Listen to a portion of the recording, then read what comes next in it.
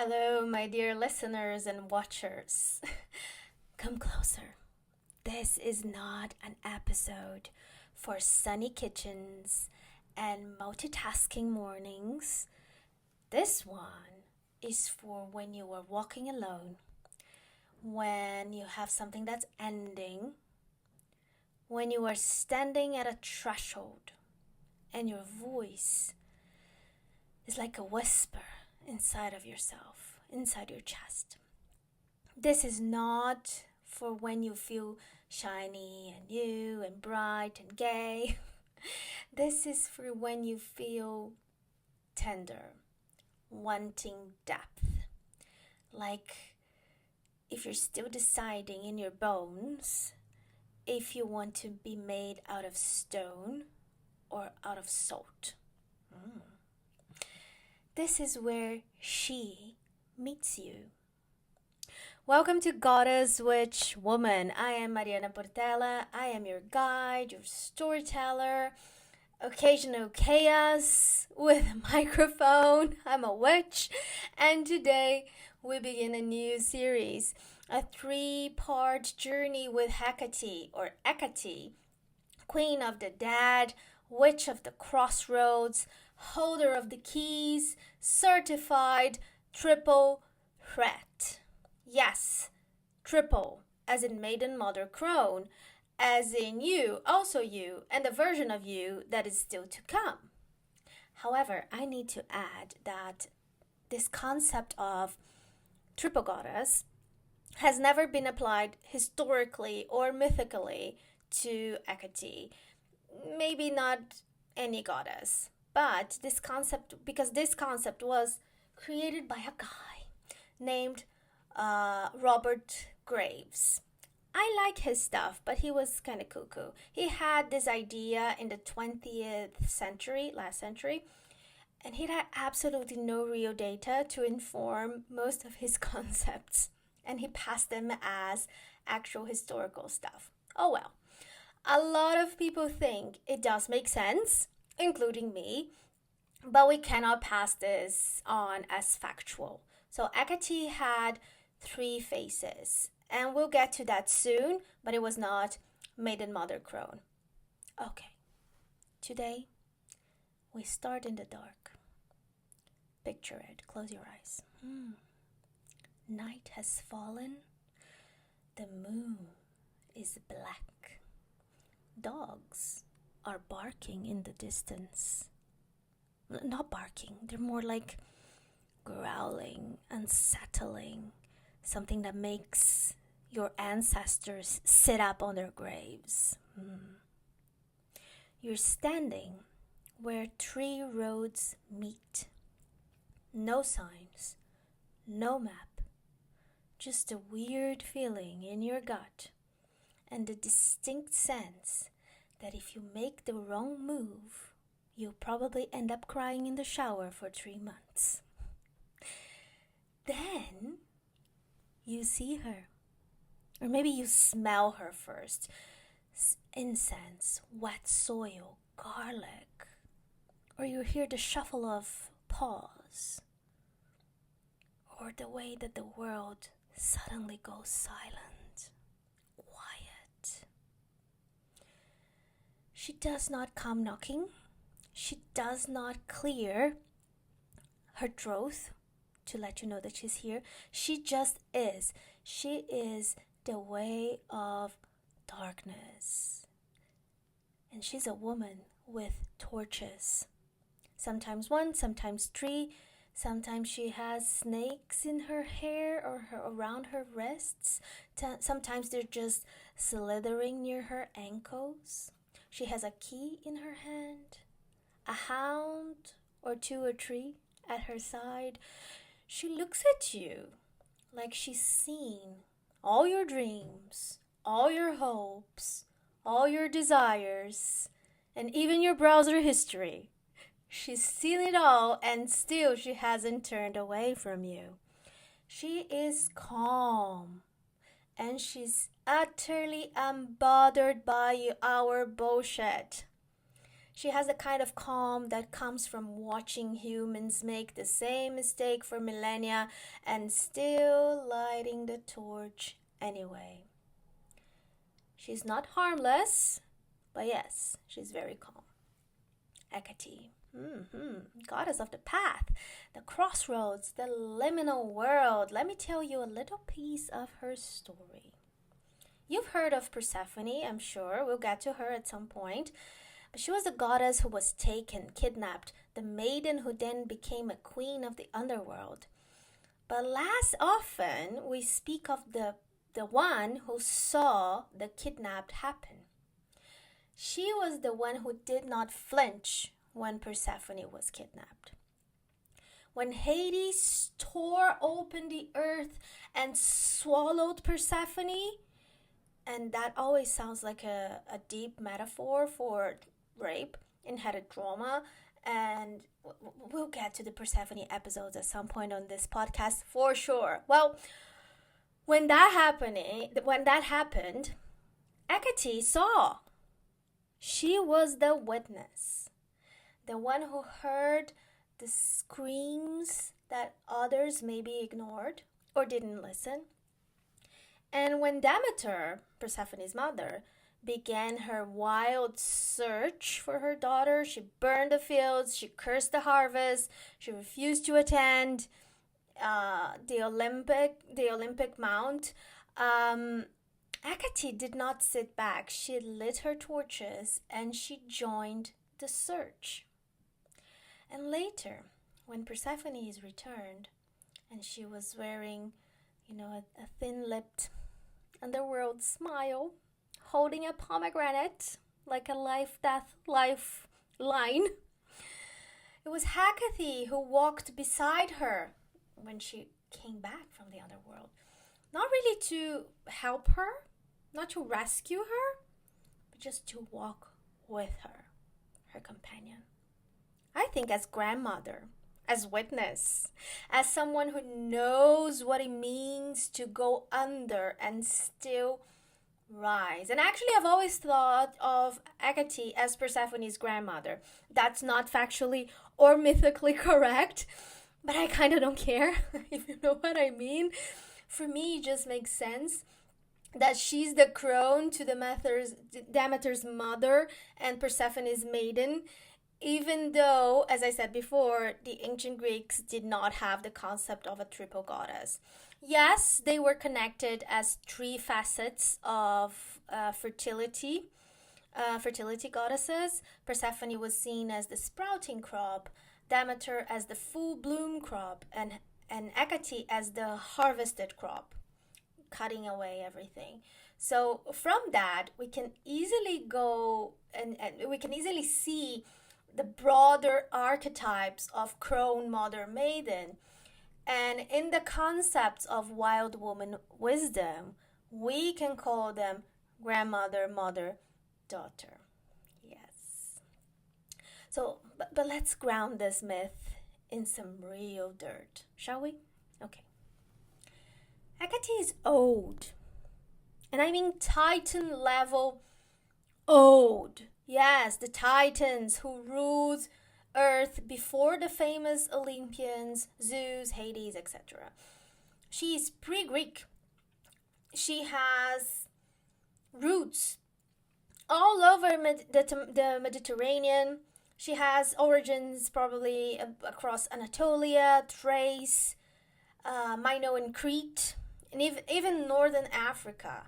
And the Minoans, for example, that is a culture that was before the Greeks for at least 1,000 years. So she was considered in Greece as an old goddess, a foreign goddess, and was celebrated just like that, as old and foreign.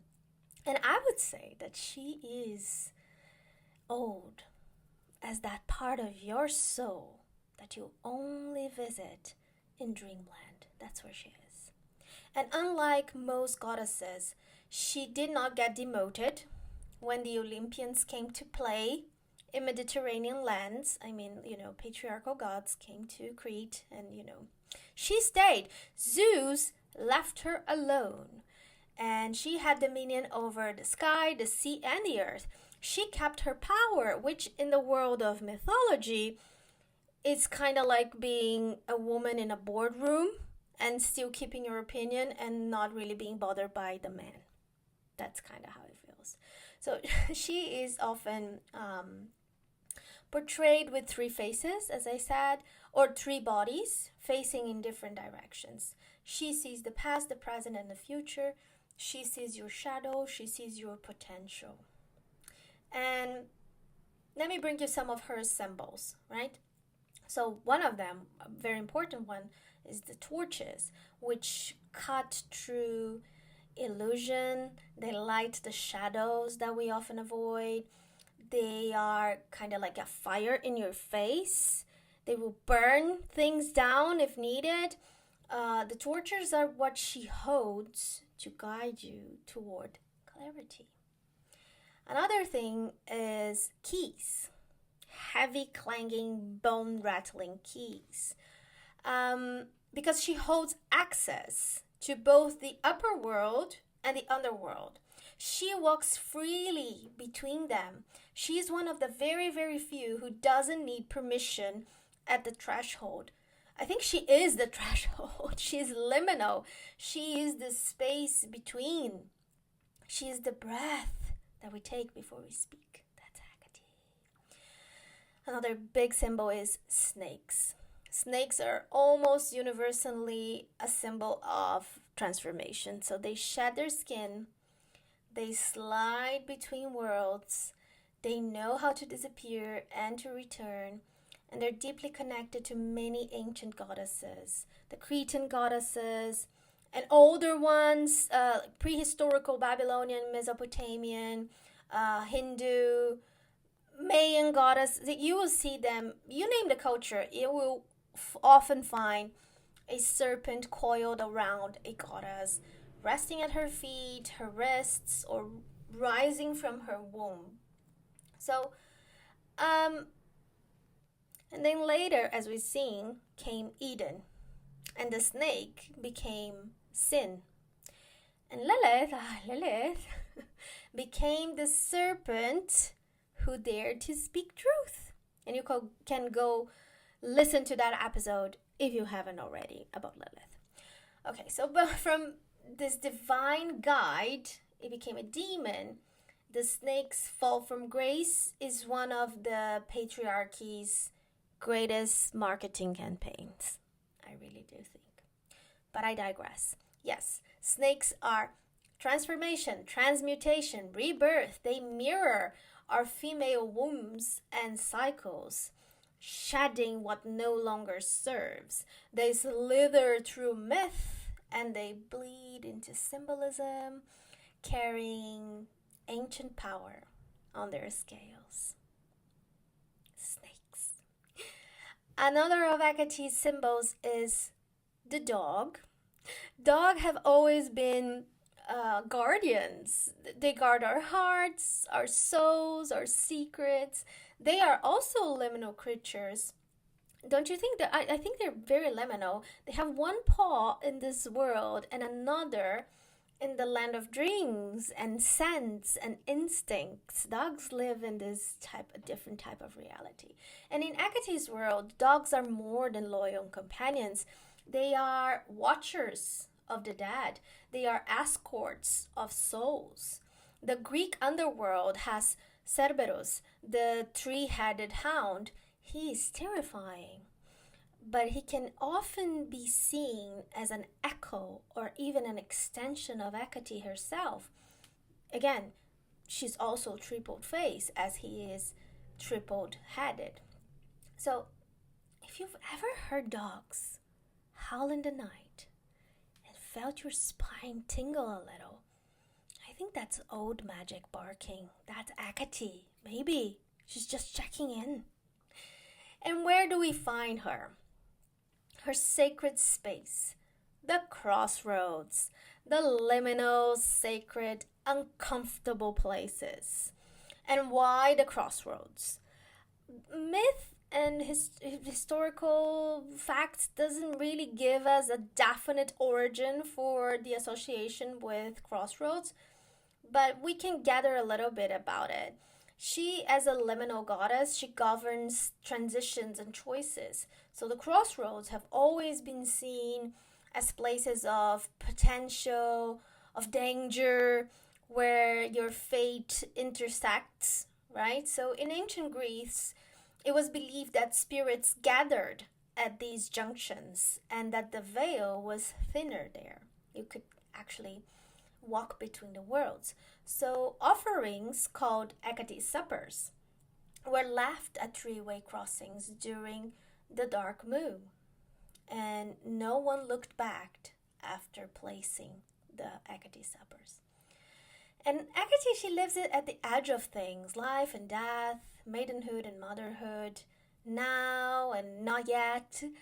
She is that in-between stage, the crossroads. That's where everything meets. That's where you leave one life behind. And if you dare, you can call something entirely new into your life. When we talk about crossroads, I often think of another god, an orixá from Yoruba tradition, Exu. He is also a guardian of the crossroads. He's also liminal, also a messenger in between worlds. And of course, he's vastly different from Hecate. He's rooted in West African cosmology. He's deeply connected to language, trickery, movement. But it fascinates me how different cultures recognize this archetype, the one who waits at the intersection, who guards the moment before the moment. It doesn't mean, like Exu and Hecate are very different, but it does mean something about this wisdom of thresholds being an universal theme. And I love how divinity echoes across the globe in ways that speak to the human soul. Yes. Okay. Let's shift a little bit. Let me tell you a little bit about one of my crossroads, a very recent one. I had a very troubled relationship with my father my whole life. He left and remarried when I was 9 years old, and all the cliches happened. He did not only divorce my mom, he kind of divorced me as well in the process. He had a new wife and a new baby within a year. Well, it's a very common tale, right? And then the woman he married was a very hard woman. She really did not want me around. She was a classic fairy tale level evil stepmother energy. And I went on to have a very troubled adolescence and early 20s until I found my way with therapy, with recovery, and I found my chosen family.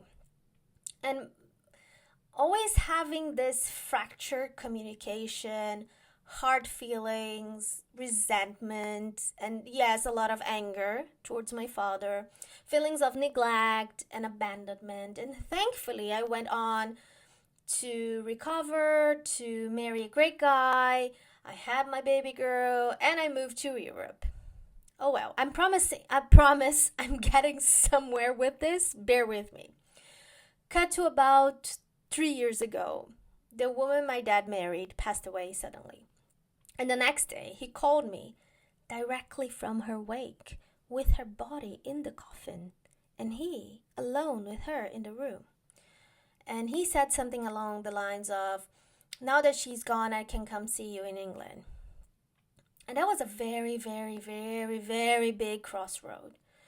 I was looking at two very clear choices, maybe three choices, but let's stick with two for now, just for this example. One choice is I could let it all rip open and let my resentment and anger come to the surface, as it had many, many times while talking to my dad throughout life. And I could just tell him, too little, too late, and blame him for all the years of grief and sorrow and pain and feeling alone, and just hang up the phone. I could. Some of my close friends really think that would be the wisest choice in that moment. And I would win that in that moment. I could win a sense of avenging all of those feelings and sorrow of the last 27 years. And I could also lose something that was shifting there, right?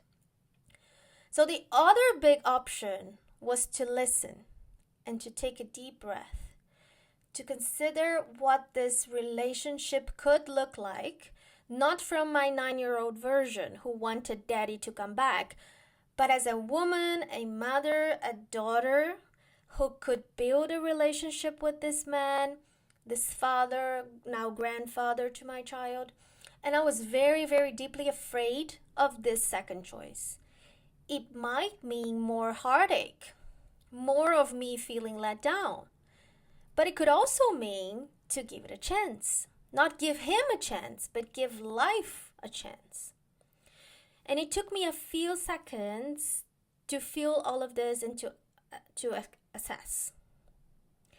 And in that moment of silence, in that unraveling that was going inside of me, there she was. Not as apparition, but as sensation. The sense that I didn't need to fix this. That maybe there was someone else guiding this moment and this choice. And what I needed was to stand still long enough for the bones of who I really am now, not the angry teen, not the abandoned child, but for the now me to respond. And that was an Hecate moment. I deeply honor my inner child and my inner teen, but I asked Hecate to guide them and guard them, and me, and my father.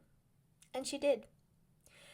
And in the last few years, me and my dad have been rebuilding our father-daughter connection, our boundaries, our intimacy. I never had my dad before, and now I do. And he has me. I really took the right path at the crossroads. It wasn't magic. It wasn't perfect. It's still not perfect, but it is mine, my choice. And I chose this choice with her by my side. But what happens at the crossroads is that there are no wrong paths. Oh, what a revelation. Hecate will be with you no matter the choice you make. The choice comes with renouncing something always, and that is completely fine.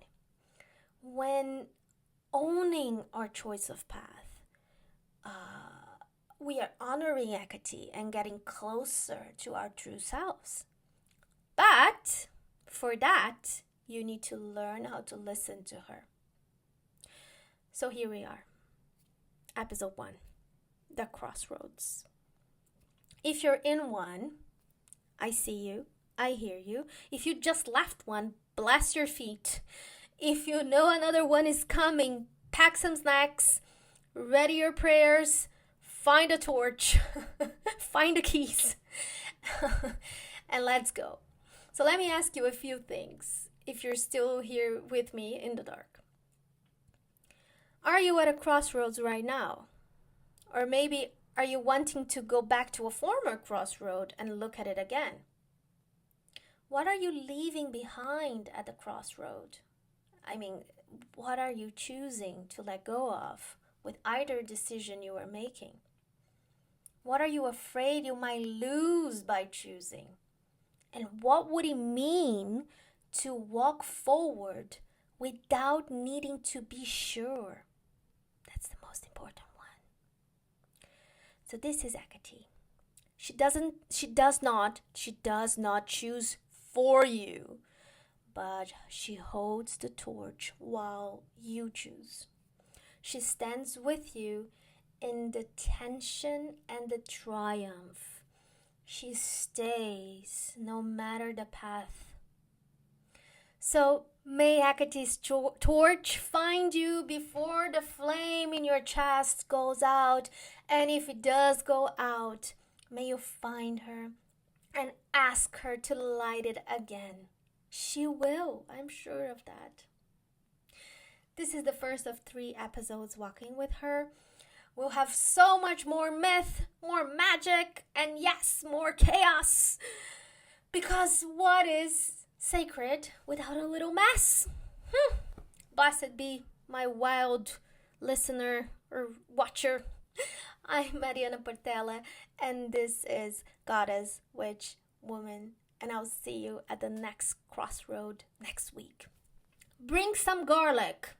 See you then.